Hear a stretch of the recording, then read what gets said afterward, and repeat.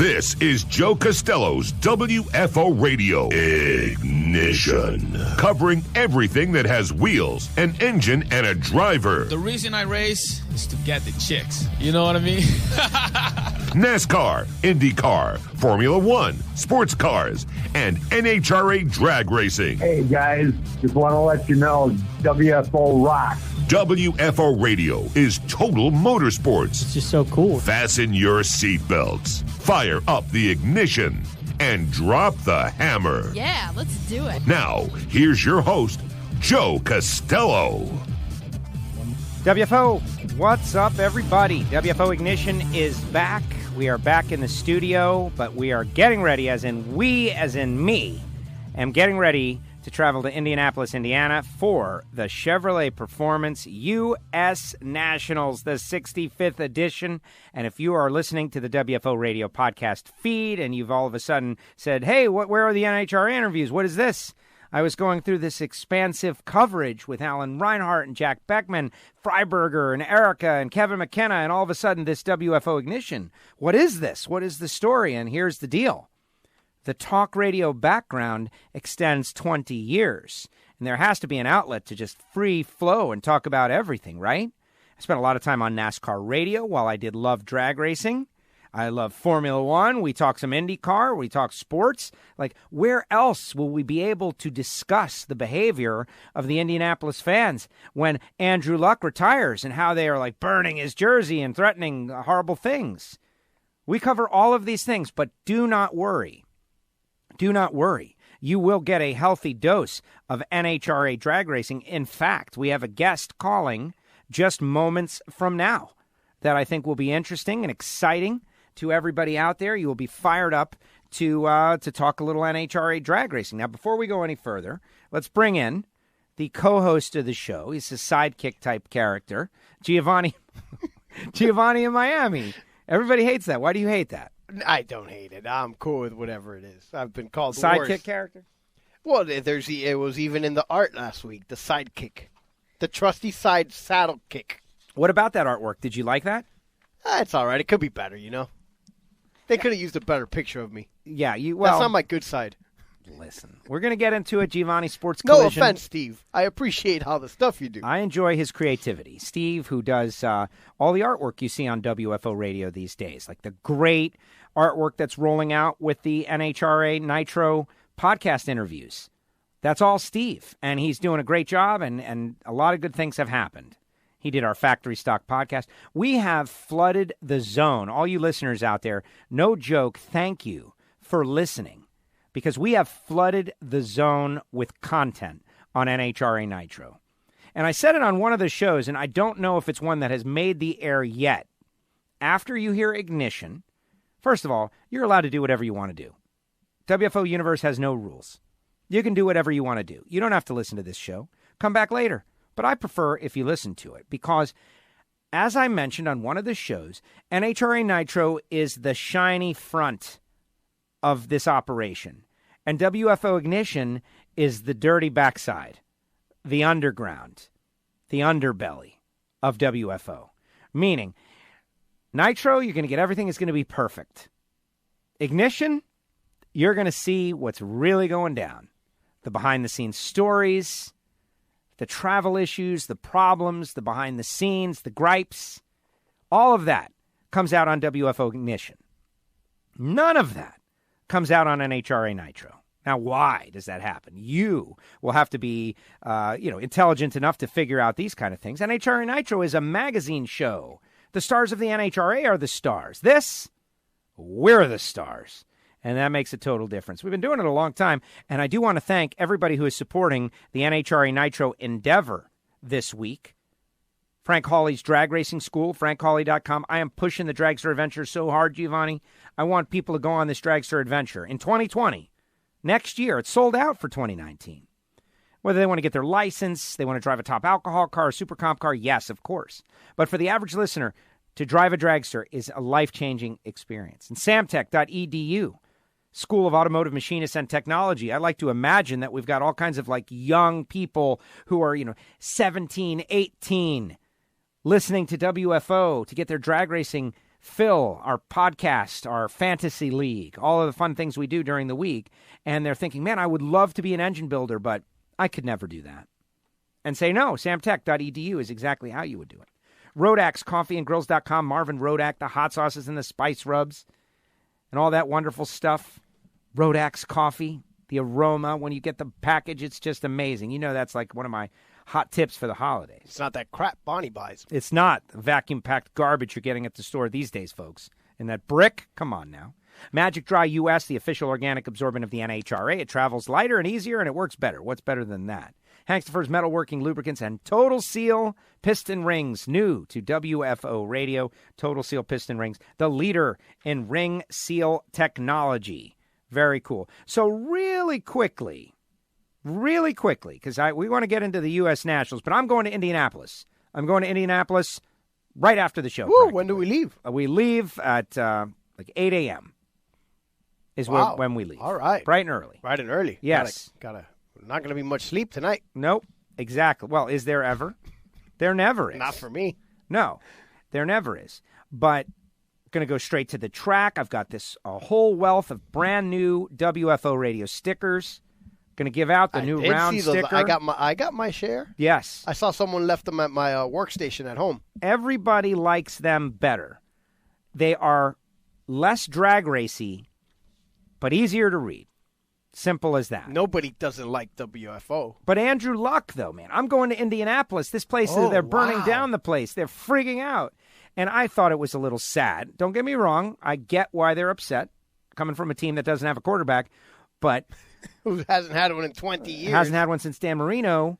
But I think there's a little misbehavior going on, a little extreme negativity going on. Totally. I'm sad, actually, as a big Andrew Luck fan. I was all in on sucking for Luck in 2012 for the Dolphins, and I was told all kinds of stuff by ignorant Dolphin fans. But I guess if Tannehill now has outlasted Luck. There it is. You were wrong. See? And Tannehill's going all the way this year. Where is he at? Tennessee? Tennessee, yeah. He might be their starter. Seriously. No, I know. No, the guy is going to do well. Prepare yourself mentally. But it's the behavior, though. The behavior. Look, and again, I kind of get it at the moment you find out you're in the middle of a game. But, fan is short for fanatic. The guy looked within himself and said, I don't want to do this. What is better, for him to do that and leave you in the lurch, or to go out onto the field and feel that way inside? No, but this happened because he's hurt. Well, he's hurt. He didn't just quit because I know that. He woke up on Saturday and decided that. I know that. He's hurt, and he's been hurt. And if you're really Indianapolis Colts fans, if you want to be mad at anybody, it's not directly only this person's fault. This isn't the only reason. But if you want to blame one person more than anybody else, it's not Andrew Luck to blame. It's Ryan Grigson, their former GM. Guy had Andrew Luck and did nothing to help him. Didn't get offense, didn't get offensive linemen, but spent years drafting guys on defense that turned out to suck anyway. But anyway, I think that people should not be mad at Andrew Luck at all. WFO, you're on the air. Mr. Costello, how are you, sir? Matt Hartford calling in to satiate the NHRA crowd here on WFO Ignition. How are you, Matt? I'm not doing too bad. How are you tonight? I am very, very well. This is WFO Radio Ignition, which is kind of like a hour and a half straight through live style podcast where we talk a lot of Formula One, some NASCAR. We're like all over the place. But on tonight's show and this week's show, of course, we're going to dig deeply into NHRA drag racing. Are you fired up for the big go? Oh, man, I can't wait. The number one thing that I'm excited about is that you're going to be changing a rear end in our car this weekend. So it's going to be good. We're going to go there. We're going to qualify at the top, and we're going to win the race, and you get to learn how to change a rear end. Is that true? Like, I was just thinking about, I just now, no joke, received a message on Facebook from someone. They just saw the clutch surface, the one we did like 4 races ago. They just now saw it, and that just goes to show you how this stuff works. And they reached out, and they said that Eddie did such a great job, and that it was one of the best pieces they had ever seen. And so I said, have you seen the transmission one? And they haven't seen that one yet. So they're going to love it. Yeah, the transmission one will take a little bit of time, but the clutch video was great. It was great for us to have you on there. It was great for Bonifani to showcase her clutch, and it's always great for the fans to learn more about what happens behind the scenes in Pro Stock. Now I've got a co-host here, Giovanni in Miami. You have met Gio. Gio was there when we did our first shows at PRI in Orlando, where you and I first met, and you guys were still doing the big Total Seal end of the day happy hour thing. Gio is there, and Gio has been wondering about a couple of things about that whole transmission surface. How's it going, Matt? Hey, buddy, how are you? Great. Matt, I've got to ask you, because I can't believe it, but did you really let Joe work on your car, or was that just CGI that you guys did? No. We not only let him work on the car, we kind of encourage it. The more he works on the car, the less we have to work on it. So if we can train him to all the aspects of changing valve springs and surfacing the clutch and changing ratios and transmission and rear ends, and look at the work it saves us. And the nice thing about Joe is we don't have to pay him. Free labor. Wow, I should have known. There's got to be some laws against that, I'm sure. But as long as he keeps coming around, and Nikki does a great job with the camera to showcase it, for Joe and for Total Seal and for NHRA. And the most important thing, though, is it's great for the fans. Well, it is, and we're getting response, and I appreciate that. Also, while you're on, we were just ran down the list of sponsors. Thank you for stepping up and supporting the NHRA Nitro Show. I certainly appreciate it, and we're going to try to do some podcast stuff with Total Seal this year to kind of do exactly that for piston rings, like educate and inform and get people to understand, like, this is a vital part of the engine. But I do have a question for you, though, Matt. I've been thinking about it. What part of the car am I going to work on this weekend? Oh, you're going to change your rear end. There's no doubt about it. Between Brainerd and Indy, with some of the weather changes, the third member in the car, the rear end's going to come out. We're going to change ratios, and the way we're going to do that is we're going to stuff you underneath the car.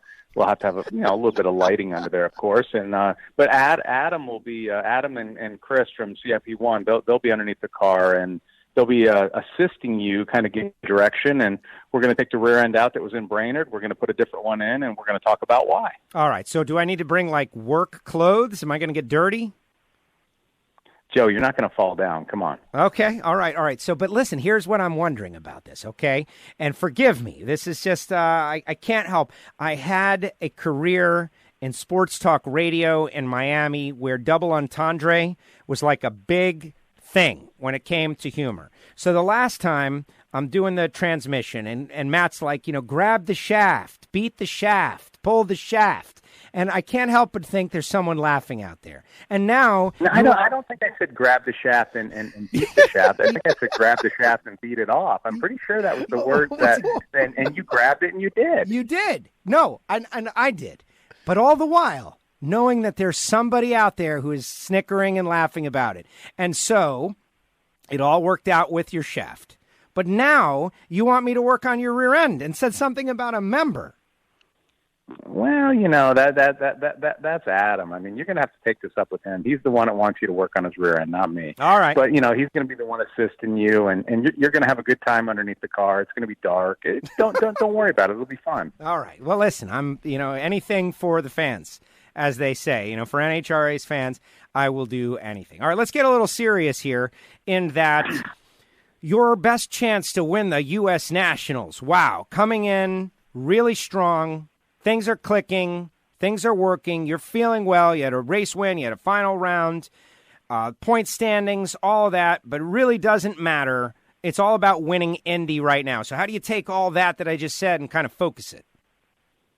The first thing you do is you take everything that's happened up until this point and you just take it out of your mind. Don't even think about it. Because what we did in Denver, Sonoma, Seattle, Brainerd, the last 4 races, it's momentum. But you have to go in Indy with a clear mind. There is going to be 21 or 22 cars entered. I mean, Pro Stock has the largest field that it's had in years. It's got a much larger field than a lot of the other classes, professional classes. I'm proud to say that we're one of the cars, and there's a lot of good cars coming. But what you have to look at is the number one priority is to go there and to qualify. Qualifying at Indy is hard. Even though you get 5 runs, everybody gets 5 runs. So you can't make a mistake. But once you can get solid in the field, your goal is to be at the top. I mean, you want to go out there Friday night, which could be the best session of the weekend, and put yourself right at the top of the heap and let everybody come after you. And so qualifying is always first and foremost in your mind. But then you have to say, listen, race day's coming. We have to have a game plan. We have to be able to go into Monday, and Indy track can get very tricky. I've been there when it's been 98 degrees. I've been there when it's been really cold. You have to go there and not only race your competitor, but race the track. And I think the team, and I've said it 100 times, the team that makes the least mistakes should win. That doesn't mean you're going to, but you should. And you're going to have 16 of the best possible pro stock cars ever in the history of the sport racing on Monday. And if you can make less mistakes than they do on Monday, you should win the race. Awesome. Awesome to think about. And obviously, all week we've been talking to drivers and thinking about this. But it's just as we get closer, I'm getting more and more excited. And I'm not racing, like dealing with those emotions. You're in the middle of it. Maybe it's easier because you're working and you have tasks that you're handling. But the gravity of the U.S. Nationals, that's a big thing. The U.S. Nationals, I mean, I remember going there, had to be 1984, I think it was. I believe it was Eddie Hill and Don Garlitz in the finals. And Eddie Hill broke, and he had to get out of the car, and it was a solo. And I mean, somebody can correct me on this. I could be wrong. But it sticks in my mind pretty clearly that that's who was in the finals. And I was a young kid. I was going into 7th grade into high school that year, and I missed the first day of orientation for school because I was in Indy. These are things that you just never forget of how big this race really is.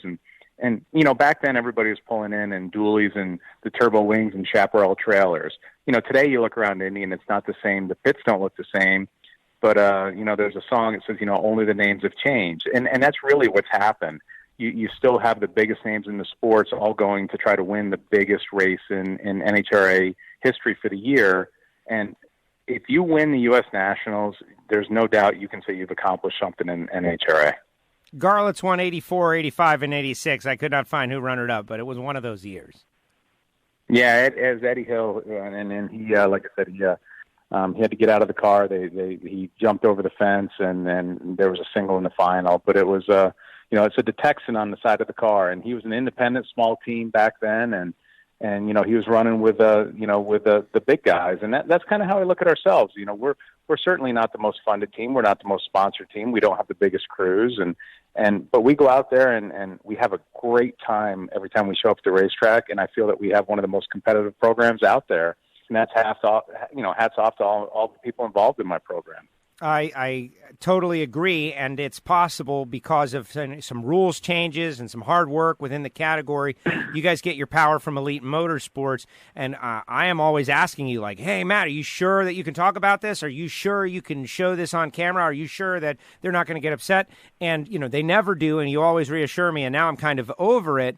But that means we're in a new era of pro stock here. Things are different now. You did a pro stock school up there in Brainerd, and, you brought out some piston rings, you brought out some parts and pieces, and you've been saying something lately, and I've heard it before, that, it's not top secret anymore, I guess with exception of the intake manifold. Can you elaborate on that? Like, everybody seems to have the same stuff. We all pretty much have the same intake manifold. If you were to take all the intake manifold covers off, they all look about the same. I've seen most of them. I can't speak for one of the major teams out there. I've never seen anything that they're doing, but, I've been around quite a few of the different teams and I've seen them. They're all pretty similar. But the secret is not in each individual component. The secret is in your combination. I'm sure at some point in time over the course of your lifetime, your grandma maybe made chili or made spaghetti or made something that was a recipe that was just like incredible. And she had her own recipe, and no one in your family can recreate that recipe. That's kind of where pro stock is today. You have to take every part and piece and put it together and create a recipe that only you or your team knows. And that's, like Eddie Granacci, my crew chief, and myself, and, of course, Chris, Adam, Chief, Amber, everybody on my team, we're pretty familiar with our own recipe. But if we were to just give you the clutch disc out of our program, or if we were just give you the tires out of our program, or the transmission ratios, that's not going to take a team that's, a tenth behind and make them run as good as we do. What it does is every team focuses on building a recipe for themselves.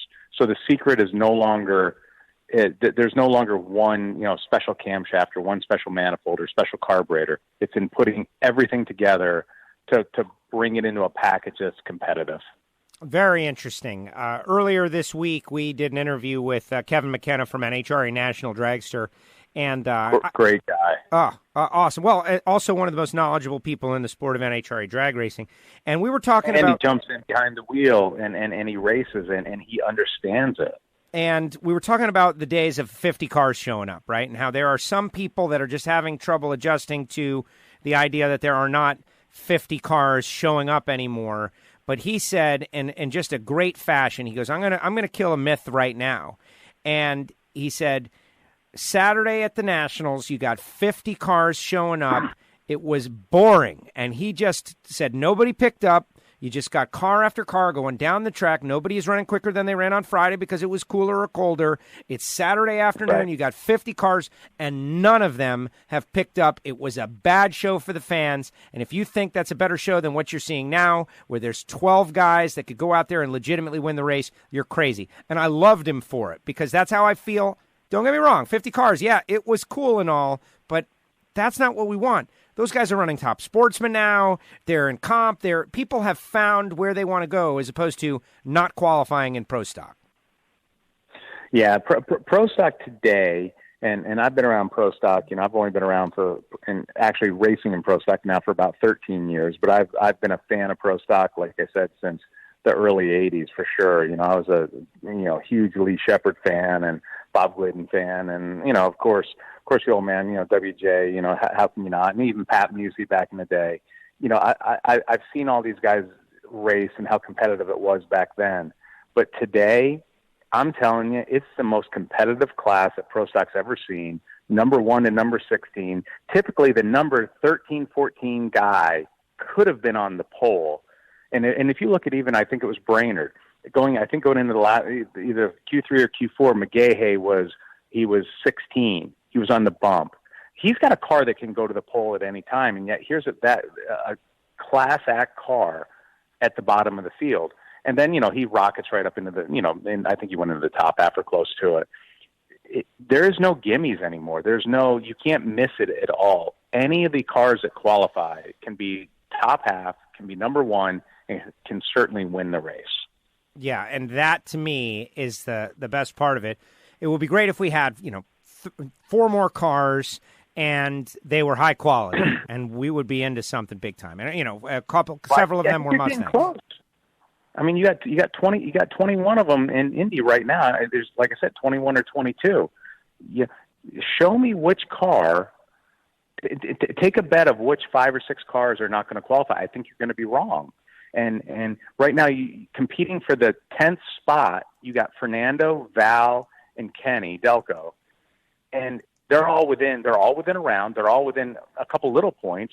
All 3 of them have cars that can pick up points in qualifying, and all 3 of them have cars that can definitely qualify on the pole or close to it or win the race.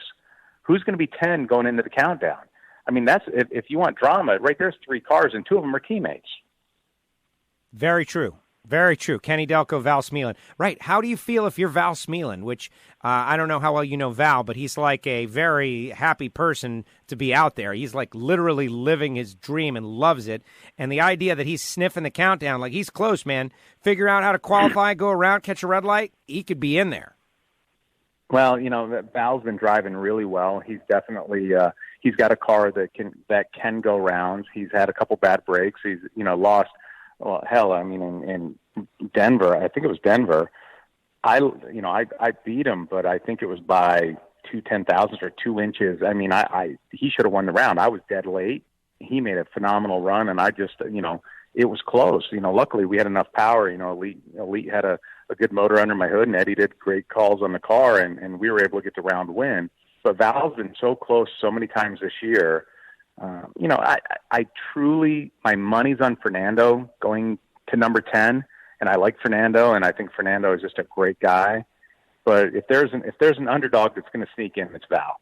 That would be very interesting to see. All right, let's talk about your championship picture, though. You're 121 points behind Bo. Bo jumped out to a huge lead, and the field kind of came back to them. The U.S. Nationals was 1.5 points. But I'm thinking about this in terms of the big picture in that every position you can gain is a couple of points in terms of the championship. And so you want to gain as many points as possible. But then when we leave Indy, here we go now, this 6-race sprint to the finish. We heard from Robert Height, we heard from Ron Capps that the Nitro guys, the clutch discs are everything. They've got every disc put aside already. They've got everything mapped out already. They know what they're going to run at every race. They know what they're going to have. At least there's a plan. Maybe they'll deviate from the plan. How is that handled in pro stock? Do you know what you're going to run everywhere you're going to go already? Have you spent time thinking about St. Louis, for instance, in this championship battle? Honestly, Joe, not even remotely thought about that yet. I got to the office around 6:00 this morning. I got home just before 6 tonight. Pro stock has not even been on the forefront of my mind since we left Brainerd. We're going to go to Indy and worry about Indy, and then after we leave Indy, we're going to worry about Reading and St. Louis after that. Like I said, we're not the team that is 100% focused on pro stock day in and day out. Every single person on my team has a day job.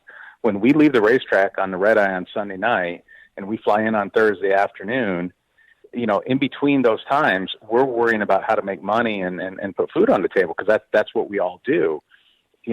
Matt Smith said it best, and he's correct. We're hobbyists. We're not professional racers. And that's not negative to anybody. That's a fact. We don't, we're not out testing. I know there's other teams out testing this week, and last week. We simply, the car went in the trailer after Brainerd. We serviced it. Everything stayed together. When we take it out of the trailer in Brainerd, it will be, or in Indy, it will be just the way it went in the trailer in Brainerd. I guarantee we're probably the only team that can say that. So to say, how are we focused on the countdown? We're not. We just know that we're going to go to every race, and when we get there, we're going to give it our all. And most people would say, well, that's a disadvantage.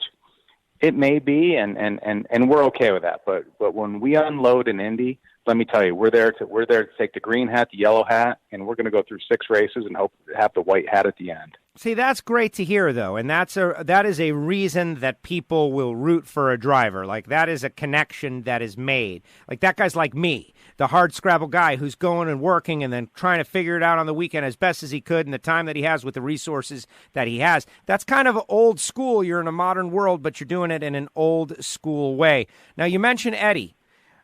Total character, right? Like, I think this guy's got star power. Talk a little bit about your crew chief. He's not around, so feel free to share a story or two. But bottom line is, now that I've gotten to see him totally behind the scenes, being himself, doing his thing, I know entertainment when I see it. And this is a guy that I think would be beloved the more he gets known by the fans. Well, he's short. He's Italian. I mean, what more can you say about him? I mean, he's as good as it gets, and he loves pro stock more than anything in life. And you have to look back through the 20+ years that he was the crew chief on Kenny Coretti, Captain Chaos's car. They qualified number 1 several times. They actually never won a race, but they were really good through the years at certain racetracks. And matter of fact, he was the crew chief on Fernando's car way back for a few races. So, I mean, he's been around, and Eddie is just, you have to love Eddie. His passion is second to none. And Eddie and I, every morning on my way to work, I'll call him. He's 3 hours difference from me. He's in Philly. I'm in Phoenix. So I'll call him. I'll be going to work. So it's 8 o'clock, 8:30 his time, 5:30, 6 o'clock my time. And, we bullshit a little bit about, race, and then we get into, what's going on with his family and what's going on with mine. And, so we talk, but Eddie is just one of those guys that he's kind of hard to get to know, to really know who Eddie is. But once you know him, you just love him. And sometimes you want to beat him, but for the most part, you love him. I love the 60-foot times. I keep track of that, and Granacci's cars, for whatever reason, they go in the first 60 feet. Yeah, well, not recently. That's an issue. We've been struggling. That's why our qualifying's been off. We haven't hit it down low. We've been off in 60 foot the last few races, and we're trying to run better. We're trying to run better to travel better and get to the half better, and we've given up some in 60 foot. And not saying that that's not going to change, because it is. For sure it's going to change. But Eddie, for years, he would start the page at the top because he had no power. Everywhere he went, he didn't have power. So if you didn't start good in 60 foot, there was no way you could even run close. Well, now that we have power, we're learning to race differently. We're trying to learn, how to get to the half and how to get to the 1,000 foot and a quarter mile in a quicker ET without just having to kill it in 60 foot and then lose in travel time. So it's been I got asked today by somebody, what are your plans moving forward? I said, we just have to learn to race better. We have to learn to qualify better, but experience is helping us learn to race. And the more rounds you go and the more time you have on the track, the more you can kind of justify and learn what you're trying to do. There you have it. Now, do you have something going on? Like, it's not a feud, but it's like a bet or something with the Kramers? Oh, Kramer? Yeah. Oh, we have a great time with him. Dave and I. I'm not going to tell exactly, you how we got he came over to me. He was super happy about something that happened out on Brainerd. He's like, yeah. He goes, don't worry, I got something. And I could tell, like, whatever happened that went his way warmed his soul. Yeah, Dave and I, in 2011, Dave and I were both running A-Dragsters and comp. And one night at an establishment, we decided, it started in one afternoon and it went into about 12 hours later, we were still there. We both decided that it would be a smart idea to get out of comp and go into pro stock. Let me tell you, I think I cost him about $20 million, and he's never let me down on that. He always reminds me of this. But, Dave is just one of those guys where we've been friends for so long, and there's nothing I wouldn't help him with, and there's nothing he wouldn't help me with. Our teams are really close. Now, obviously, when it comes to car setup and engine setup and everything else, there's strict guidelines that, we'll never talk. But if I need a transmission gear, or he needs a rear end, or vice versa, we'll always help each other. And, as soon as the cars go in the trailer, our teams are really close friends. So it's good to be able to hang out with your friends at the racetrack. So true, so true. The 65th Chevrolet Performance U.S. Nationals this weekend, Matt. Good luck in the race. Like, here we go. This is it, right? Everybody coming from around the country and flying in, getting ready to go. And Q1 Friday night, it's going to be awesome. Now, when are you planning to do this rear end change? Well, that's what I have to ask you. I'm getting on a plane tomorrow about, I think I got to get to the airport around 6:30 in the morning. So, I'll get to Indy by the time change, probably 4 o'clock tomorrow afternoon. You'll probably just be getting up. You won't be there yet. True. And then, I'm thinking probably Friday. Friday's a great time to do it because we're going to have to get the car set up for Q1. We don't run till 7 or 7:30. So, why don't we plan on 1 o'clock or so, 2 o'clock on Friday? Okay, well, that's good because I will alert Nikki from NHRA social media team that you want to do this.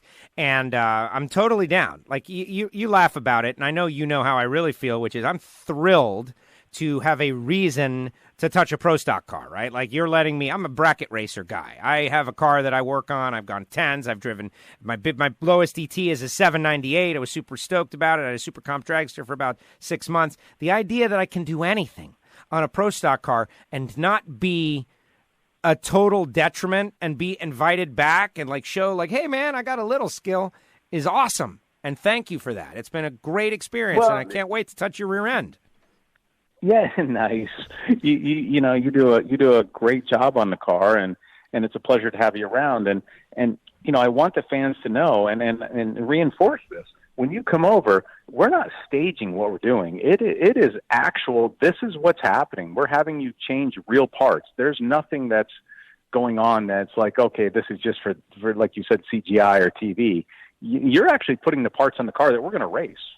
Yeah, which is crazy, and I wonder, you're paranoid. You're texting me all the time, and when we have issues, was that something I did? Was that something I did? I've seen the text. Yeah, well, get this, though. Okay, everybody needs to know. So after the transmission deal, we go, this is Denver. We put together the transmission. We get through it, and we get through it. Q1, you go out there, and what happens?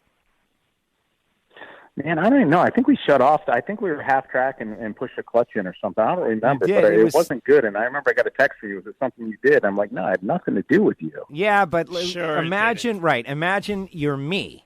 And I'm on the starting line, and now I've got some sort of connection to the car. Like my, energy has touched the car, and you stop going down the racetrack. I think it was a shift light or something. You had some sort of an electrical glitch, whatever, so you say.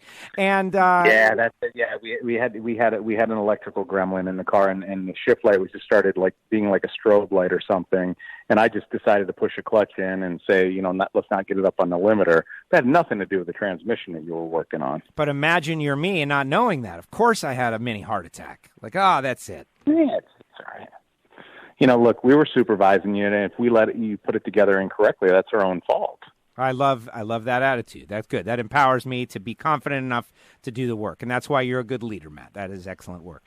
Thank you for coming on WFO Ignition, our other show where we kind of just free-form conversation about various subjects, and on this given week, it is the Chevrolet Performance U.S. Nationals, and now we've got genuine star power here right at the very beginning. I appreciate that. I wish you good luck. This is a big race. It's a huge deal, and the craziest thing about it is you have got a very legitimate shot to go out there and win this race with the guys you have put together. That's got to be an awesome feeling.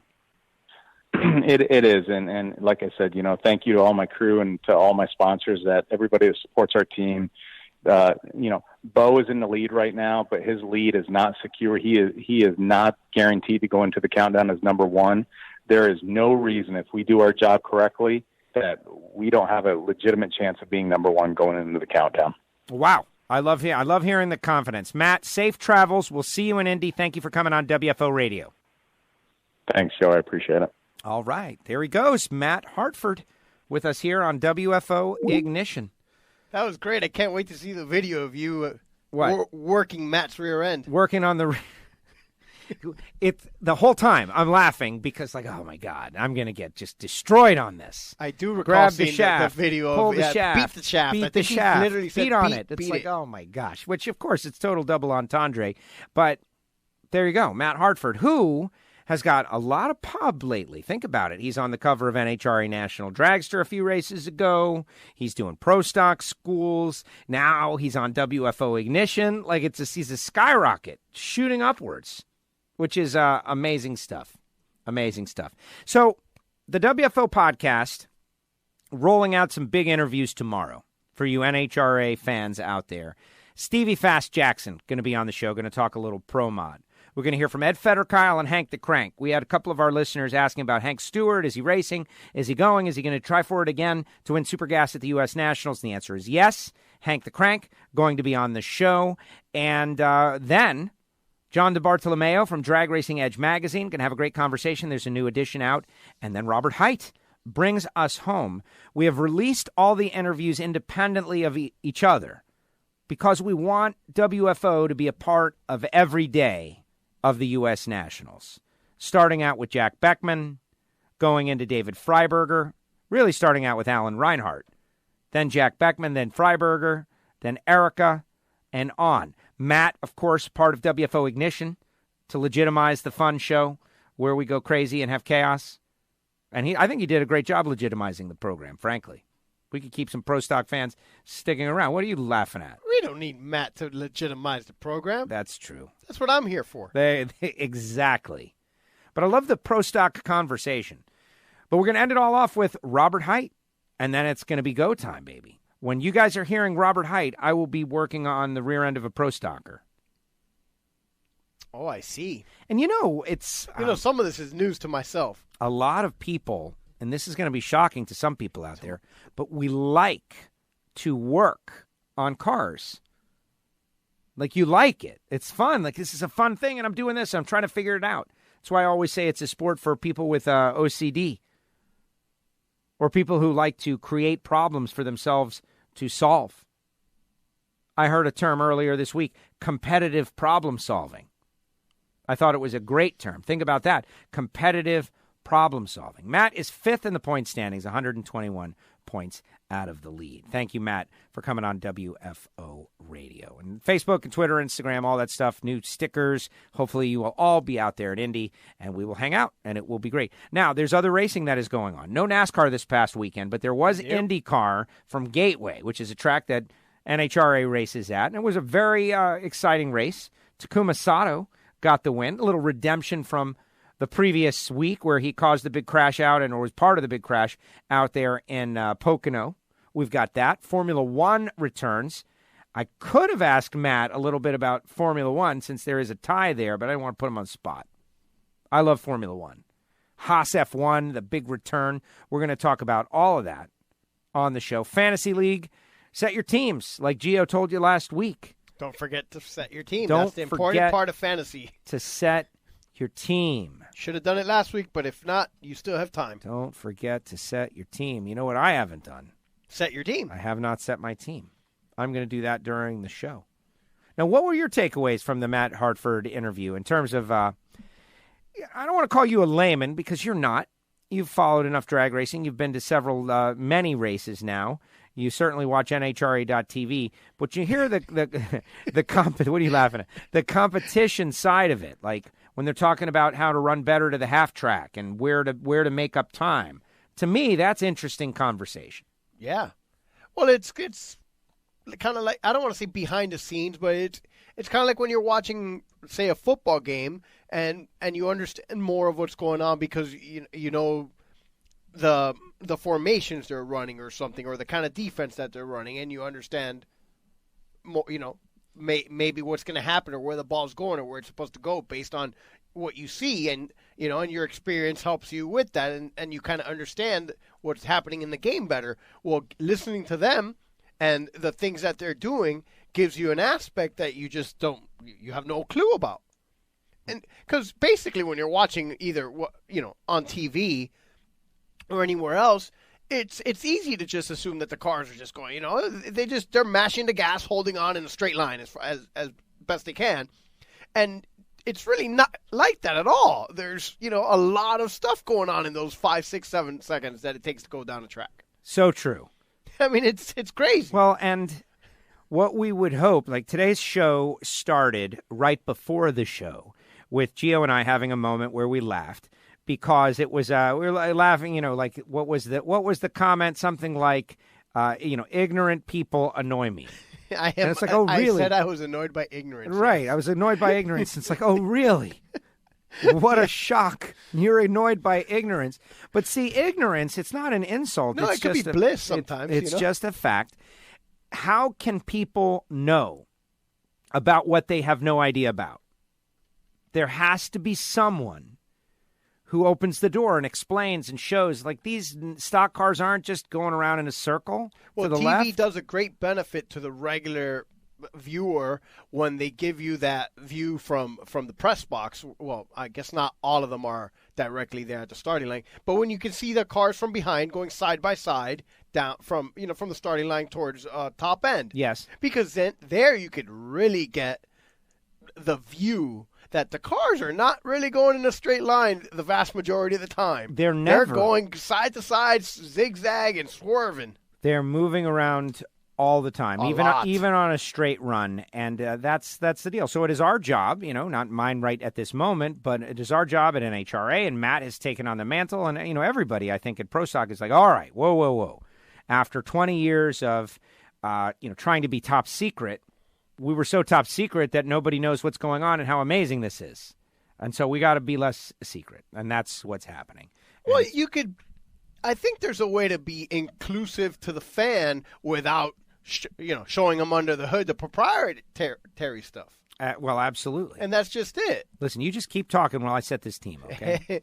All right. Yeah. They're going to Darlington, in case anybody is wondering, the Southern 500, Darlington Raceway. So I guess that is I guess we could help all the fans do that. I'll join you, driver. That is Sunday. One is Sunday night will be the action.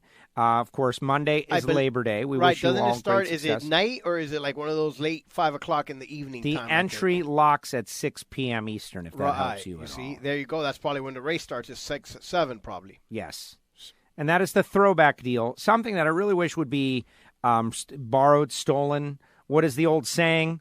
from Start or Expand Your Business Imitation. Today. Oh. Success leaves tracks. Yes. Right?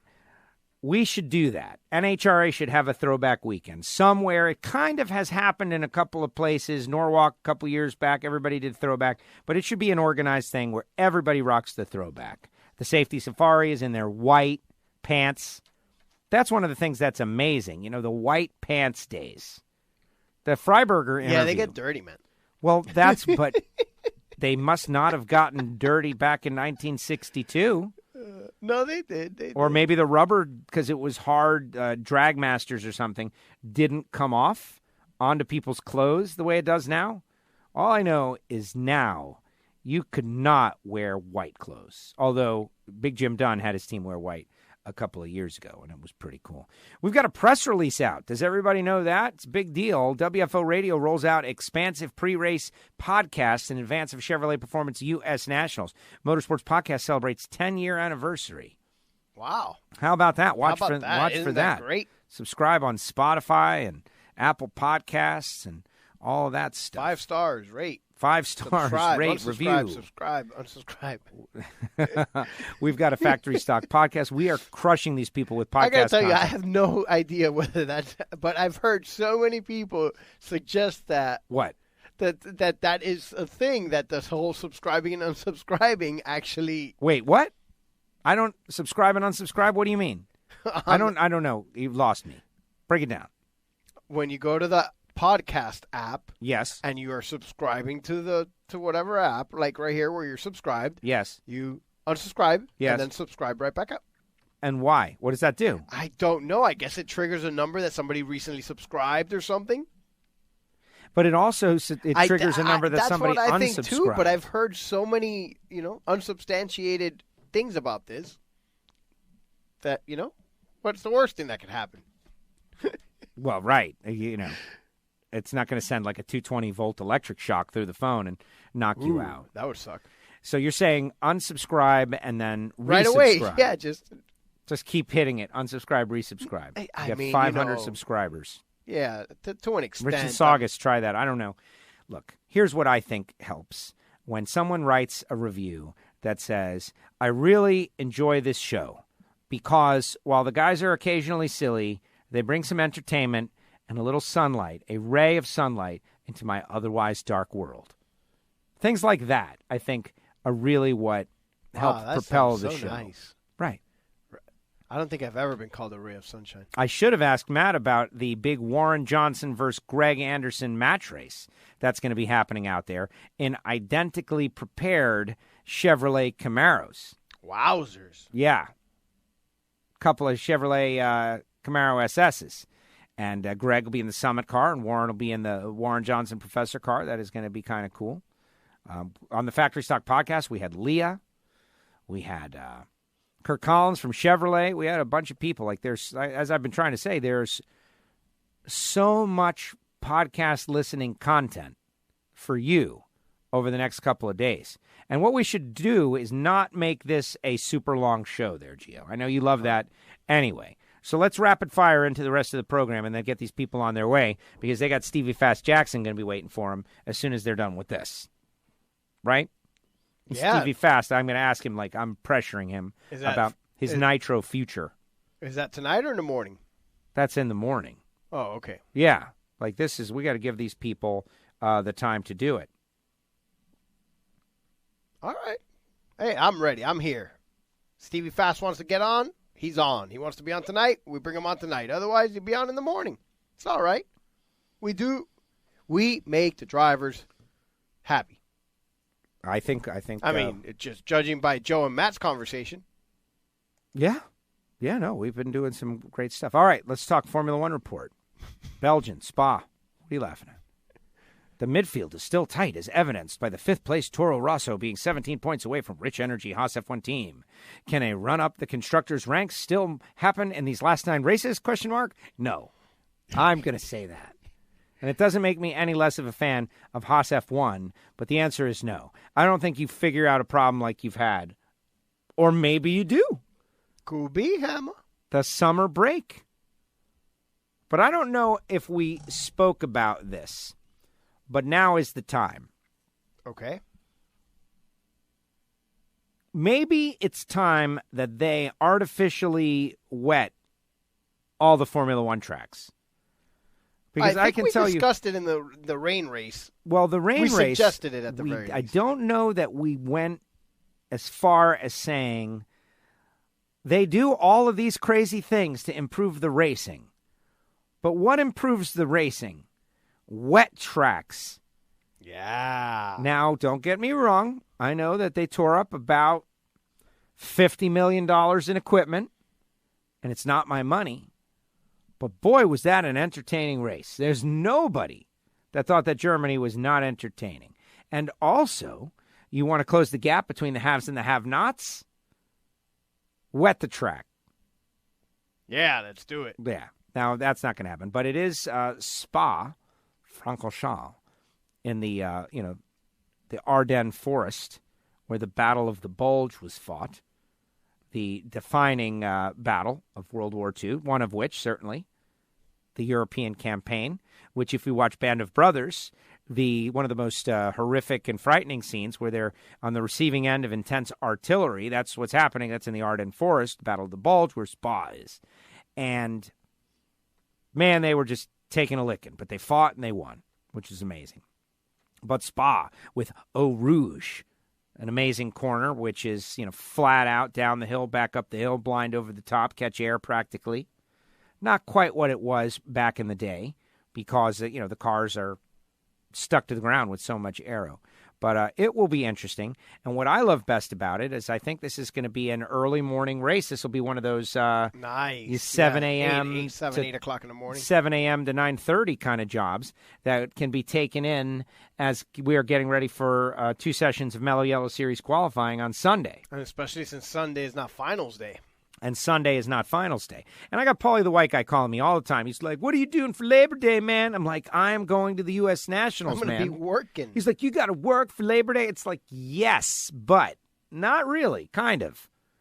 Definitely will be working, but I get to be at the biggest drag race on the planet. And I don't think there's anywhere that I'd rather be. It's amazing. It's an amazing event. It's a whole lot of fun. And you should definitely all be locked into the social media because, we got a bunch of things planned that we're going to try to do. I know I had many great ideas. If only I could remember what they are. I hate when that happens. Yeah, you have these great ideas and you don't follow through with them.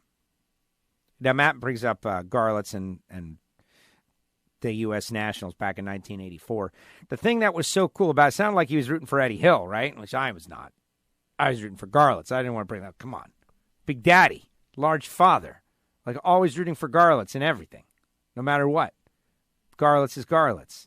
But that story was particularly amazing because Garlitz had been long since retired. And long since, a couple of years. And he's got the Museum of Drag Racing. And in 1984, they decided, Garlitz and Art Malone, who used to own DeSoto Memorial, a drag strip across the state in Bradenton. We're talking Florida here, folks, right? Garlitz gets a call from Malone, and they start talking about it, and they decide to pull a dragster off the floor of the museum. I feel like I've heard this story. Well, it's one of the most legendary stories in all of drag racing, talking about the 1984 U.S. Nationals. And they go to the Big Go, and it's a different era, obviously. But the guys who had been running the 1984 season, certainly 1983, were trying as hard as they could, and they had the best parts that they thought that they could make and buy, and they were out there racing. And here comes Garlitz with a car off the floor of the museum. He's 52 years old. At the time, it was like, old. That's old. It just goes to show you the perspective, how it has changed, like age perspective. I was having this conversation. Well, people are living longer. It's not just the age perspective has changed. When we were kids, I feel like if people were dropping dead in 60s and 70s, and now they're living to be 80s, in the 80s easier. I mean, it just seems that way. I totally agree. Like I had this conversation, this exact conversation, I think is the root of a lot of the stuff that's going on in the world right now. We have got a new type of person walking around in America. And it's like it's the The old person that wants to die and hasn't died yet. That's just waiting for the Grim Reaper. You don't have to put it in such a negative way. But yes, that. It used to be, back through all history, that really you lived your life and you were going and then you dropped dead. Right. Right. But thanks to many different things, the evolution of medical science. Medicine, lifestyle, right. Everything. Medicare and Social Security, like these things, right? We've got a whole bunch of people that live their lives that, and like they're the fact, retired. Remember when we were younger, like knee surgeries in certain athletes or certain sports, that's it. Your career was over. Career was over. You're done. Nowadays, they're back in 7-8 months. Well, technology or even advances. less. And so, right. So, I mean, a lot of that is they keep us alive longer because they're able to heal us better. But when you're 68, right? Like Garlitz was old at 52, except now 52 is just a couple of years away from us. Think about that. We're almost 52. Garlitz was this old person, 52, pulled a dragster off the museum floor at 52. We're 46, man. And he's still around now. And Here he's we are still 30 around. years later. Garlitz is still doing it. Right. Trying to set records at like 86 years old. Is that how old he is now? Yes. Wow. Garlitz is up there. Like I think it was 86 when he tried to break the record over here at Palm Beach not that long ago. I think I was in a race. Sonoma. Cool I was in Sonoma because I remember Bobby Lagana and I were like, I had a friend there. And so I was getting the text as it happened. And so everybody was relying on me to give him the Garlitz report. What did he do? What did he go? What was the story? And they're going to get him over 200, by the way. He had a parts failure. But I just think it's interesting that now we've got this, it's a generation of people that I don't think we've ever had on Earth. The 65 to 80-year-old that's still going. They can't go out and bust their back working, though. They can't, some can. But, the kids are not only are they grown up, but they're doing other stuff. Like even the grandkids are grown up. There's a guy in my office who's 76 years old. And what's he do? He works? He's an attorney, yeah. See, when you're an attorney, you just go as long as you can go. And he comes to work every day. I joke with him sometimes. I'm like, if I'm showing up at an office every day, Stu, at your age, I go, somebody just please hit me over the head with a hammer. What should he be doing, though? Well, I get it. If I were him, I wouldn't want to stay home with my wife either, I mean, now that I think about it, maybe going out to work is a good thing. What would you be? You'd be the guy on Hollywood Beach. No, I'd be the guy at home with the AC cranked as cold as it goes, sitting on the couch. Watching TV. Yeah. Well, you know what? That's a conversation I had with my dad. My dad, United States Marine Corps drill instructor, always worked his whole life. And, now he's slowing down a little bit. I mean, I would walk around to the park and stuff like that, but no, I'm not. He can't do all the things that he used to do, and it's a little annoying to him. And I was like, hey, Dad. Yeah, no. There are a lot of people who would kill. We're 46 and we can't do the things we used to do. There's a lot of people that would kill for your lifestyle. Just saying. Hanging out in the air conditioning, watching a lot of TV and drag racing and stuff at 76 years old. Just saying. And it is true. It is true.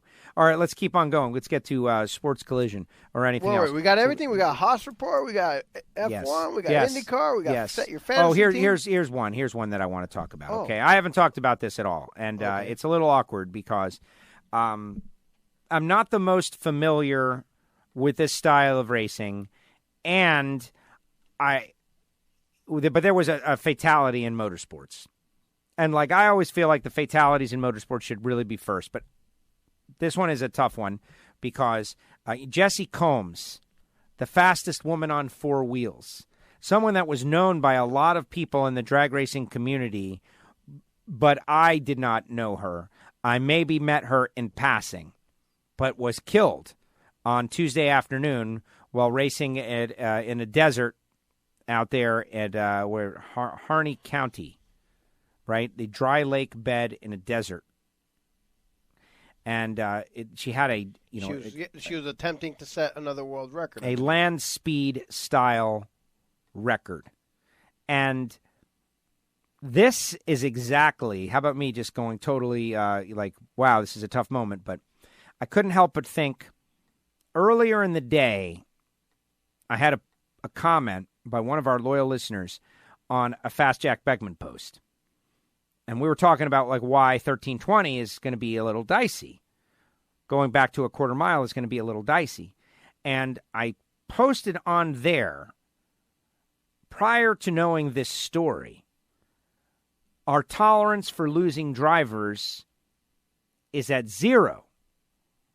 Whereas back in the 1950s and 60s, their tolerance for losing drivers was way higher. It was like just part of it. They were losing drivers left and right. Formula One, IndyCar, NASCAR, drag all racing. racing, You yes. add up all of those people and all the people that passed away while pursuing something they love. And yes, I admire them and all. And we're still doing it. But we don't want that. I don't want that. And so to see someone that people that I know cared about pass away doing something she loved, going out trying to set a land speed record, it brings the reality right back to the forefront. Like, hey, everybody, serious stuff here. The debate about how fast and let them go faster and even faster and even faster. Of course, we want to go faster. But when they go faster and faster and faster, they've got to become safer and safer and as safe as possible. You want to go faster? Yes. The Himalaya, man. Nobody knows that when I'm doing that. Who wants to go faster? Really? No, I don't think when I go out on the tour. If I say, who wants to go faster? Then I'm actually being the carnival guy from the youth fair on the Himalaya or the Flying Bobs. I always have that image and connotation. And not only that, but you've got to have ZZ Top in the background. Or some 80s rock band Something. kind of thing, yeah. And it just totally connects. Like, I would love to go to a fair and be the guy on the Flying Bobs, Mike. Thank you for lightening up that down moment, Gio. That was There good. you go. But anyway, obviously, That's what I'm here for. rest Help in you. peace, Jesse Combs. Horrific situation. Haven't delved into it too much, but I know a lot of people in our community are hurting. And it's just a terrible thing. It's a terrible thing. And we should all always do everything we can, as best as we can, to try to avoid situations like this and also enjoy the time with those that we love and care about while we can. Because you just never know when something is going to happen like that. So Darlington Saturday night, retro schemes, set your fantasy team, Haas F1, Eau Rouge. What about IndyCar? Did you say they were going again this weekend? Or that was Gateway they last are. week? Everybody's rolling, man. What's up with U.S. Nationals weekend here? Everybody needs to back off and just sit home and watch the drag racers drag race. Everybody's in action on this given week. Yeah, they're in Portland. Okay. Their season is winding down. I believe there's only like 3 races left. Oregon. Origami? Yeah. Someplace that I've never been, and I don't know if I'll ever be. Oregon. Maybe, if you ever drive from California to Seattle. That is true. There you go. That'd be a good way to check it off. You know, Reinhardt's got this thing he wants to have. to have. Actually, there's only 2 races left. Portland, and then 3 weeks later, Monterey, California, Laguna Seca. Very exciting. Laguna. Season ending of Laguna, the Corkscrew. That's going to be fantastic. Right? Brad Littlefield works over there. So we got a connection there, too. You know, we're Little like Bradfield? Little Bradfield. We've got a spider web all through the racing community. The way the seasons are all wrapping up, another year has gone by, but it's getting very exciting. And just at the same time, SportsCollision ramps up. Woo, yeah. We'll have more sports to talk about. Sports. Are you going to be doing We love sports. Are you going to be doing your handicapping segment again? Are we Yeah, going to sure, put that why behind not? the paywall? How many degenerate gamblers do we have out there that are willing to pay a small fee for Gio's tutelage? That's the question, right? Everybody, now that gambling is legal at Bushwood, sir, this is something we need to seriously consider. What's funny is that I'm not a tout, man. I'm here trying to help my friends. Why? Okay. You are trying to help your friends. But, man, I don't know. They should tip. We can work on a commission-based plan. There it is. Like if that big hit, but then they're going to want it to work the other way. No, that's not how it works. That's always the thing. And when it works the other way, like, Gio, they have to give me a commission when they win and they lose. How about that? All I know is I made one mortal lock this year, and it came in. Yeah, it was a minor miracle, but it did. And it was It was a It little was Lewis dicey. at the British Grand Prix. Lewis Hamilton at the British Grand Prix. I called it a mortal lock. It was a mortal lock, and it was a lock, and it came in. And you could have bet your house, your children, your family, your hand, and even whatever is most important to you. And you would have won, thanks to me. So if you bet your hand, do you get an extra one? I guess. How does that work? Well, that's like a way to get out of like a high-stakes debt that you owe, is to offer to let them chop off your hand. But then, you would have won. But what if they do? Well, wouldn't have happened because of the mortal lock. That's why I said the mortal lock. Got it? No, I get it. But when you say that the way to get out of a big debt is to offer your hand, but what if they take your hand? Oh, well, then you're screwed. You're handless. Yeah. That's it. There's a lot of handless people walking around. All right, so Sports Collision, go. Sports Collision, well, you mentioned earlier how everybody in Indy is upset. And they have a little bit of a right to be a little upset, but definitely not enough to boo the guy. They should have just put up their thank you, Andrew Luck, and everybody should have stood up and given the man his well-deserved ovation. He gave you guys 7 years. You broke him, essentially. And by the way, the guy walked away. He potentially would have had to have paid back a lot of money from his signing bonus. Now, they worked out a deal where the team let him keep it, but we've seen in the past where guys that retired, teams went after the signing bonus, namely recently Megatron, Calvin Johnson. Yeah, remember Megatron? Oh, my gosh. Yeah, he retired young, too. Well, look, he's not the first guy to retire young because Megatron retired young. Barry Sanders, we could think of other guys, but he's the first quarterback is really it. I think that's what hits, that the quarterback, and you can argue not just a franchise quarterback, but, one of the elite quarterbacks in the league, at least in my opinion.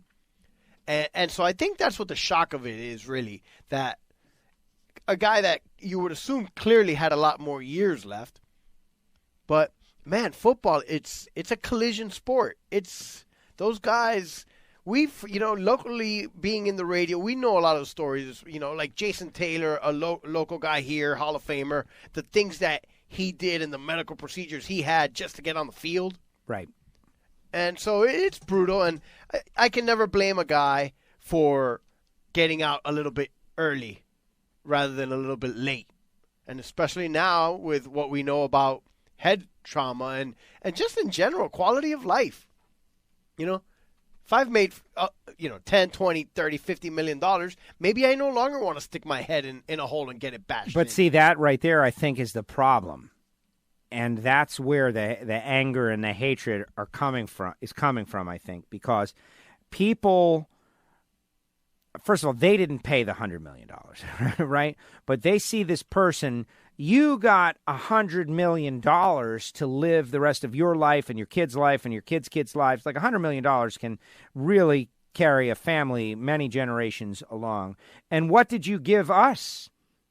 That's what these fans are saying, and they're coming to the conclusion that the answer is nothing because you just left us and we've got nothing, and we didn't win the Super Bowl, and we got nothing, you didn't win nothing, and you just took the money, and now you're walking away while you're still okay. And people are angry about that. That's the whole point. If he could play, I don't think he would walk away. There's clearly an injury, and the fact is that over the last few years, this guy has spent the whole offseason rehabbing injuries that he suffered. I mean, he had a lacerated kidney at one point, broken ribs and cartilage in the ribs and concussions and a shoulder. It's everything. Like, the guy was literally getting hurt, beat up every game, every week. And that's the thing. You don't know what these guys go through just to be able to get on that field.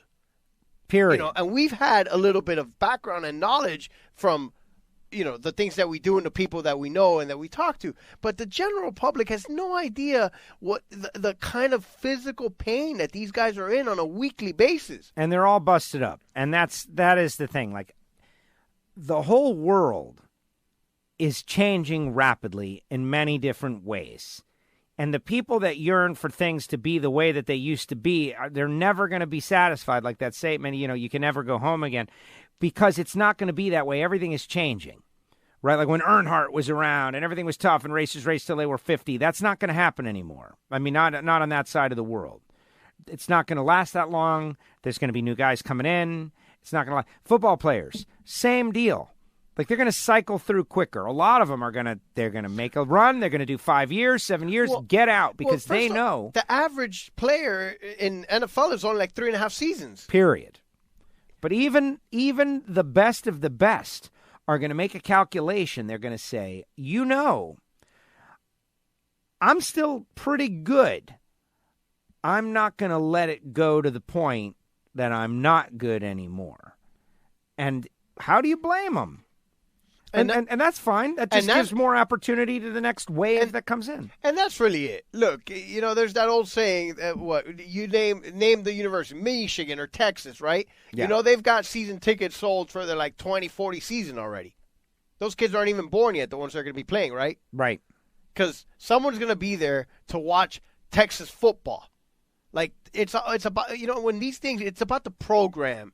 It's not about the kids that are actually playing. And the same thing in pro sports. Now, pro sports is a little different because over the years now we have grown to root for the player and not necessarily the team, especially in this free agency era that we've all grown up in most sports. But I just, I think this is – I'm not going to say it's a trend, but we're definitely going to see guys that, especially now that the salaries are what they are, that have go in there and maybe, they get a second deal, but by the third deal, they're ready to go. And they have other interests besides football, and they have other business avenues and brands that they other revenues to ways to make money and other revenue streams. And there's just no reason to continue to take the abuse that a lot of these players take. And, now, of course, there's always going to be guys that, you're going to have to, practically, drag them off the field kicking and screaming because they're not going to quit. But I think as we see it now, in especially in like this, and this is a violent sport, it's not to say anything, but it's not basketball. Like basketball players aren't knocking into into their heads with helmets on. Right. Right. It's just a crazy type of sport. And John Force said it the other day when we had him on, and he said that the cheer of the crowd is keeping him alive, and that when it stops, that's when he's going to die. He said something like that on WFO. And, being dramatic and all. Of course, John is being dramatic. Let me see if I can find... But I get that because you see it like people that when their significant other dies, they die 6 months later, just older folks and stuff like that. Right. But you've got to find... Or that guy who worked till he was 75, and then when he retires, he dies 8 months later. He died of the boredom of not doing his routine. Well, what are they... And so I can definitely... Never slow down, never grow old? Yeah. Tom Petty? That's the thing. Died. A lot of people... He died. Well, exactly. Here's that audio from Force. This is from WFO Radio a couple of weeks ago, and I just I pulled this out because there's something to it here. And I'll take the cheer of the crowd because they love me and they're keeping me alive. When that sound goes away, I'm a dead man, and I know it. And I ain't going to allow it to go away. If it takes me another 25 races to get a win, well, so be it. That's what I'm going to do because that crowd makes your heart beat. It makes your body function. It makes the dreams come out of you. And every kid that races, whether it's NASCAR, IndyCar, or drag racing, NHRA, we all have that opportunity. We live in the greatest country in the world, America, and we better take care of it. That's all I got, Joe. And so, John Force, I think that applies to all athletes. Like that absolutely adrenaline blast of having these people cheering your name and going crazy. The Stones up there on the stage, and then all of a sudden it's gone, and you don't do that anymore. It's got to be very... Stones concert's supposed to be this weekend. Might not happen. Oh, really? Yeah. Where is that? Here? Here, down here. It was postponed before because I think Mick Jagger was sick or something. Yeah, Mike English went out west, and Race Guitar was like, Yeah, Joe, I told Joe he should go. It's like $250 to see the Stones. Well, I'm so glad that I did not get Stones tickets because I wouldn't have been able to go anyway because it was rained out and scheduled on U.S. Nationals weekend. Well, it wasn't rained out. What a bummer that would have been. It wasn't rained out. Postponed. Yeah. Well, there's a big difference between rained out and the tour was postponed because one of the band members is sick. Whatever. Did it happen when scheduled? Concerts don't get rained out, by the way. It didn't happen when scheduled. What, they play in the rain? I've been in outdoor concerts in the rain. They got a cover over the top? No, man, you get wet. The band? What about all that electric stuff? Hey, it's all in the name of rock and roll. Oh, my gosh. Fire! All right, any final thoughts? Sports Collision, New York Yankees. Oh, the Yankees are great. No, wait, Judge is catching fire. Wait. What? See, I don't like where your head is at. I want to know what's wrong with you. We whooped the Dodgers. First of all, I was excited about the Dodgers, and you downplayed the Dodgers series. Well, if you can't beat Oakland, it doesn't really matter, and blah, blah, blah. Okay, all right, point taken, but we go in and we play the Dodgers, man. We're playing the Dodgers.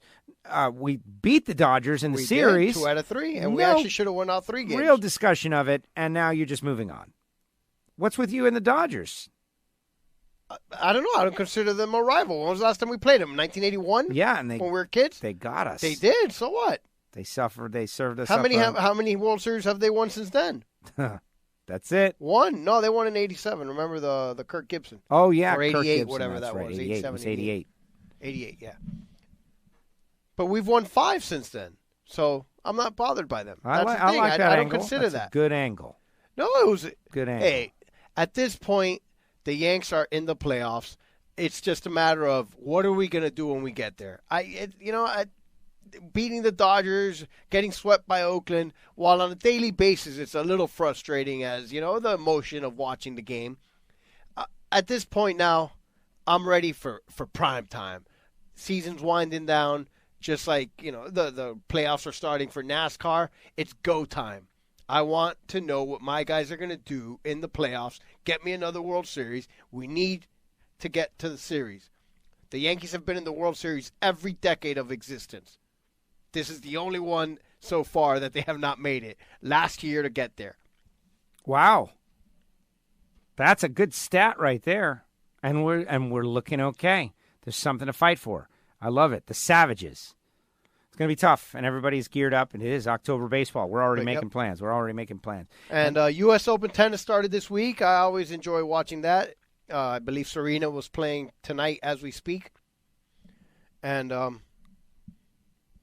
Popeye's Chicken. The Canes. How about Popeye's Chicken? Is that Sold Sports Collision? Yeah, that is. No, that's after Did you tell Sports the Collision. world? Finish Sports Collision, and then, yeah. No, I got the week 0 of the college football season started last Saturday, and unfortunately, our team was not able to pull out the victory. Although they were gifted many opportunities. We let them. We gave that game away. They should have won. And while I'm disappointed that the Hurricanes lost, I am very happy to see the direction that the program is in. Young guys all over the field, and they kept battling back and were just a couple of plays away from, they had a chance to win it on the last play of the game. It was a little, if they execute a little bit better, they don't miss a field goal here. The young freshman quarterback starting his first game ever, it throws the ball away a couple times rather than taking a sack. And, we're the only team that could catch a turnover in the deep in the red zone and just go backwards 30 yards on 2 penalties, right, and end up having to punt. Sad. So, as terrible as we felt on Saturday night, I'm very happy with the direction that the program is going in.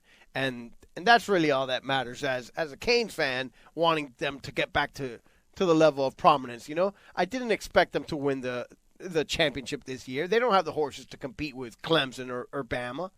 What do you think of the... I expect to win the Coastal and be in the ACC championship game against Clemson again. What do you think of the new turnover chain?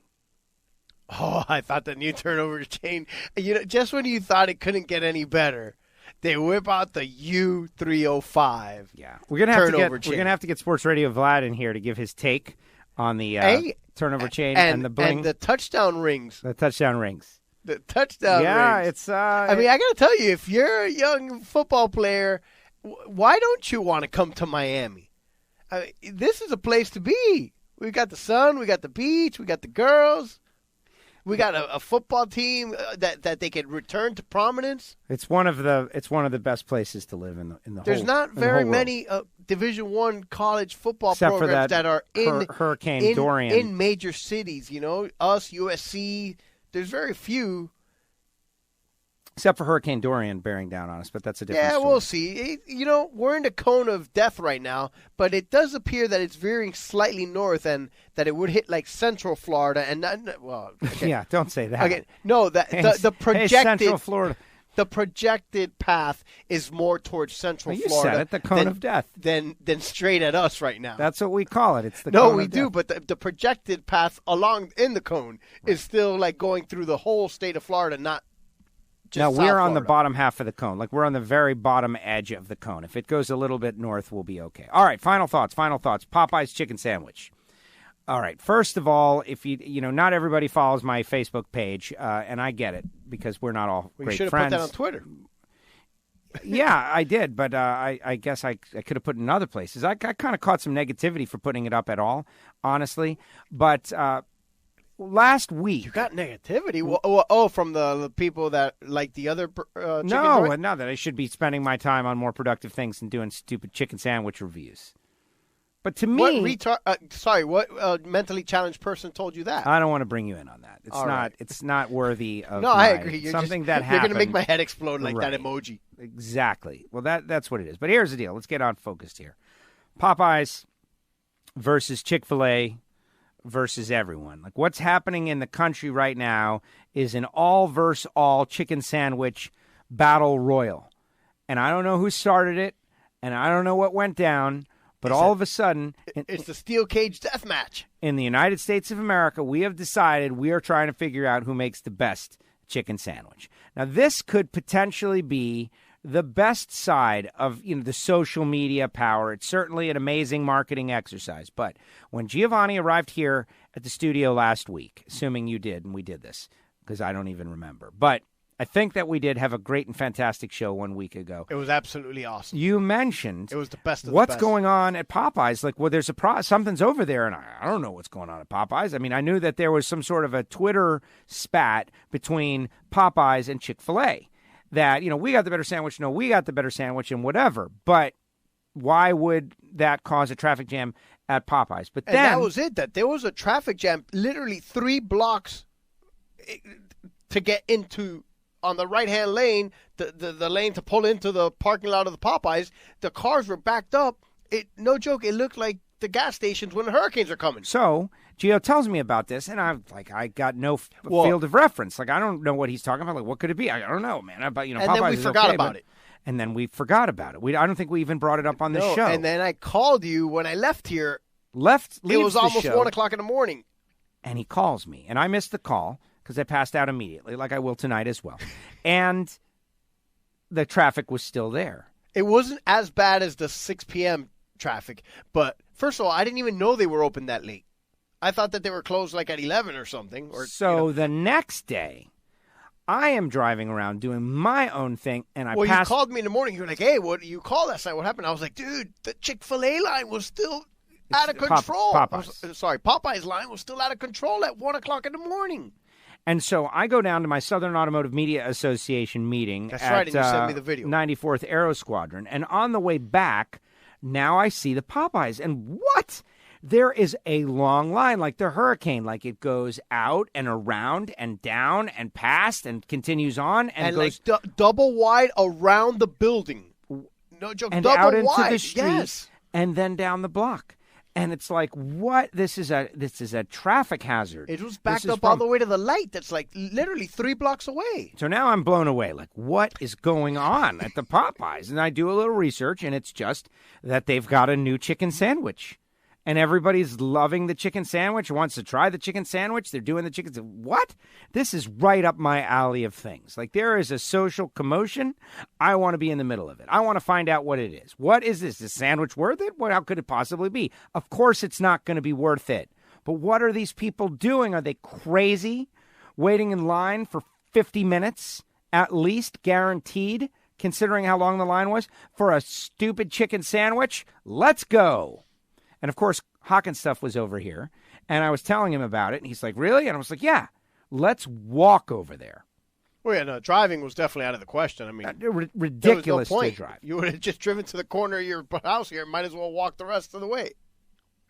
There is something to be said for sitting in your own air-conditioned environment, listening to music, but not there when you're out in the street. So we walk over there. It's like a 12-minute walk, something like that. Not very bad. Perfect if you're about to eat a chicken sandwich. I'd say it's about roughly a half a mile or so. I think 1 mile is what we... I don't believe that you guys walked a mile in 12 minutes. Well, then it's a longer walk. Yeah, that's definitely, there's no way you guys are walking a 12-minute mile. No. Yeah. We just walked. Yeah, so if it's a mile, it probably took you guys closer to 16 to 18, 20 minutes. Or maybe it's less than a mile. That's why I think it's less than a mile. It's not that far. Isn't it the first light? Yes, but with all the turns and left and right and down this block and up this block, etc. So we go into the Popeyes, and sure enough, it's cray. Everybody is there, and it's double wide around the corner. So the line inside to order inside was also very bad. Much, much less. We saved a lot of time by going inside and walking in. Like, we really cut a lot of the line. So we get in line. There's a mom and her daughter, and they're vlogging, and they've got their little YouTube vlog. They're vlogging about Popeyes, and there's all kinds of people that are there doing exactly what we're doing, seeing what the hubbub is about. What is the hubbub about? What is the story here? The employees at Popeyes look like they were about to die. They were worn out.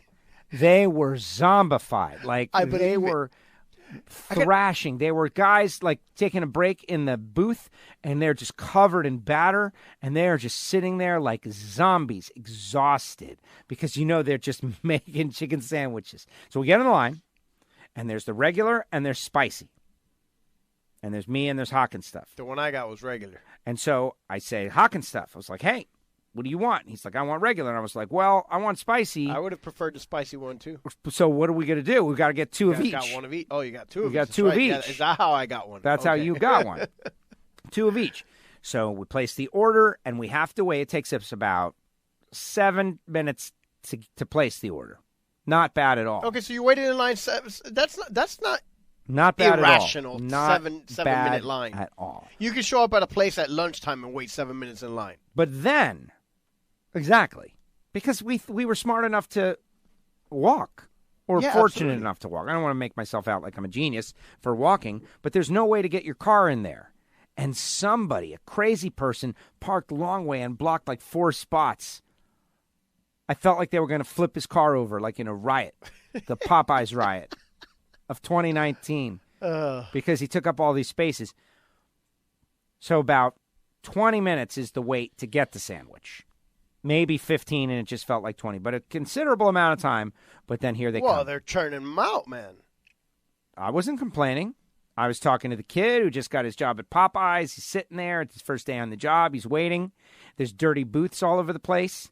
And he's like, yeah, man. He goes, so you're getting the sandwich, huh? I was like, yeah, I'm getting the sandwich. He goes, everybody's coming in for the sandwich. It's crazy. Today's my first day. And I was like, oh, really? Today's your first day? You picked a great week to start and working. I go, so what are you doing? He goes, I'm waiting for my manager. She told me just to get out of her face and stand over here because things are too crazy in there.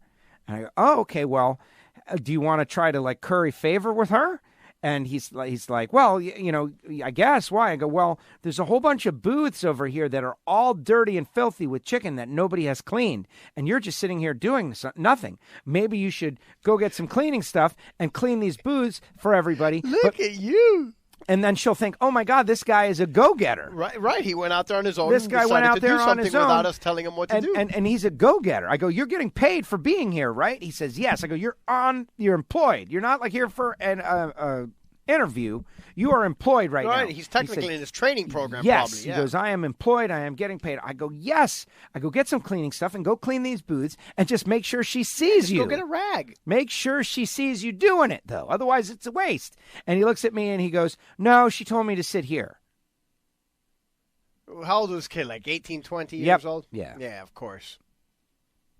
I tried to tell him. And I wasn't going to push him. Because maybe I guess that person exists that might have been like, I told you to sit there and you didn't sit there, which means you're not going to obey me and you're not a good employee, you're fired. I guess that person exists, but... No, that's not how it works. No, that person exists, but in a bad situation, and you don't want to work for that person anyway. But I felt like this kid would have done a good job. Anyway, he just sat there the whole time, like 45 minutes, just sitting there waiting for this woman. She forgot all about him. Of course she did. She didn't have time to be training somebody on the busiest days of forever. The world is a crazy place. So, Joe, chicken sandwich. Oh, Joe, got you. Joe, wait, don't give away the sandwiches. I had to sound off like you got a pair, soldier. Oh, Joe, I let them know. Give me my sandwich. All right, so I got my 4 sandwiches. They did not give me my jalapeno pepper. I was a little bummed out, but I wasn't going back up there. I just ate it, figuratively, not literally. And we sat down and we enjoyed. And so Carlos Hawkins stuff, he's the guy, man. Like one of us, I'm working the camera, and I just wanted to watch. All right, here we go. He took a bite into the classic, and he did his best. Like he tried to think about, like, what is it? Here we go. Because it's just a chicken sandwich. It's just a chicken. I mean, it's good. It's a good. Well, once I got that nasty pickle taste out of my mouth. Well, it's $3.99.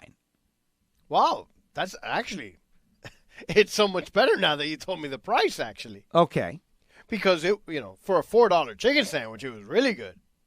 Well, that's part of it. Normal chicken breast sandwich where you're gonna at sit the there deli burning next 2 door gallons of $10.99. You're gonna burn $4 of gasoline sitting in the line. A lot more than that, but for an hour, yeah.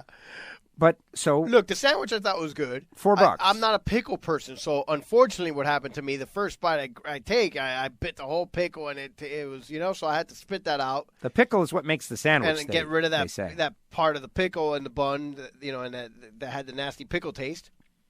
But I enjoyed it, but I would never wait in any kind of line like that for anything. I mean, I gotta tell you, they'd have to be giving gasoline. They'd have to be Hurricane. Giving away free money, and even then, I didn't wait for gasoline in the Hurricane. No, you got up at 2 a.m. Yeah, that's exactly what I did. Yeah, me too. Yeah, I got up at 4 a.m. and had to wait. And when I leave here, I'm going to go stop right there at the cheaper gas right here at Miami Gardens and fill up. So anyway, long story short, they're sold out. Technically not sold out yet. They expect to sell out by the weekend. There was still a long line to get in there. It wasn't outrageous, but they were still double wide. And as soon as you pull into the parking lot, they were stopped right there. They just weren't stopped at the street. I just had a slight flashback craving. You want to go? No, I don't. But maybe there's something in there. I don't know. But because it is just a chicken put heroin sandwich in it or something. It's just a chicken sandwich. But at least we went through the chaos, so you did not have to. That's the way I looked at it. Like I was doing a service. So when they bring it back in a few weeks, and that they go and buy some more chicken or whatever they need to do, because they didn't mean to discontinue it. They just thought it was gonna.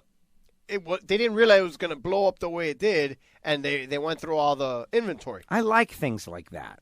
I think it's pretty cool. Social media, the battle with Chick-fil-A, all the Chick-fil-A people, they're very passionate about Chick-fil-A, by the way. They're ready to go to war for Chick-fil-A. Forget Democrats and Republicans. It's like Chick-fil-A versus Popeyes. Yeah. People are ready to fight. I got to tell you, there's no food that I'm ready to beat up anybody Absolutely over. not. Not even a prime 112 steak. The Chick-fil-A people were very offended that anyone dare challenge the Chick-fil-A from the hand of God. No, I don't mean that because Chick-fil-A has kind of got that thing. No, literally, then the Lord created the Chick-fil-A sandwich. People have been sending me memes all week. Don't you dare think that that's better than Chick-fil-A. And now, you know what? I got to go try Chick-fil-A. Simple as that. All right. I've eaten at Chick-fil-A. I haven't had the chicken sandwich. I always get chicken tenders.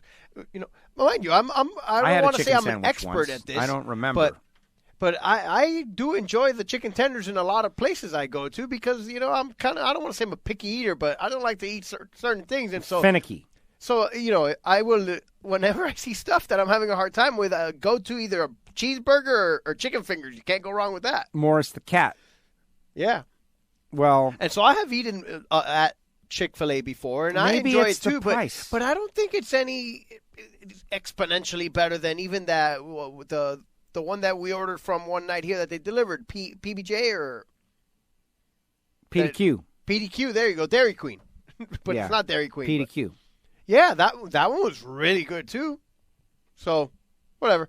Go once the lines settle down. Get over there and you can try it out and you'll know what they're talking about. But it's definitely not worth waiting an hour for. Well, that's the whole thing. And the experience. It was more of a cultural phenomenon. You know, you get in the middle of the cultural phenomenon. That is WFO Radio. And one day, Gio, there will be a long line waiting for this show, waiting to hear what Giovanni in Miami and WFO Joe have to say about various subjects. Well, there is a long line. They wait for us to post it, and then they're quickly hitting it. Play, okay, let's get focused now. Back to the Indy coverage. Big thanks to Matt Hartford, Total Seal Racing, coming on the show. Really in-depth pro stock conversation. If you're an NHRA fan who has never heard this show, who made it to this point, maybe you like it. Thank you. We have a lot of fun on this show. It's a different kind of show. It's like your, I don't want to say morning zoo, because that's not what it is, but it's something different. So subscribe. We're going to get right back to the NHRA coverage. I'm headed to Indy, like practically right now after I close my shutters. Like he may be there by the time you hear this. Yes, there's a very good chance. Stevie Fast Jackson, pro mod racer, points leader, defending race winner, coming up next.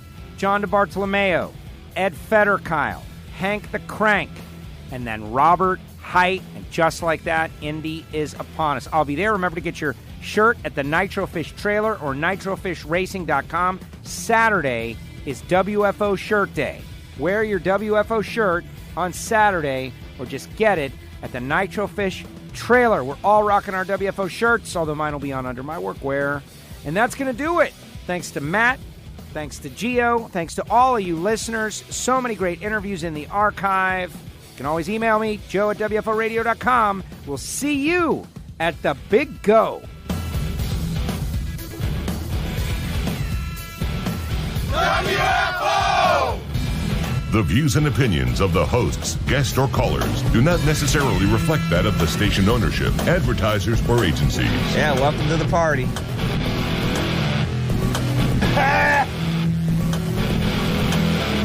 Bye, bye, bye.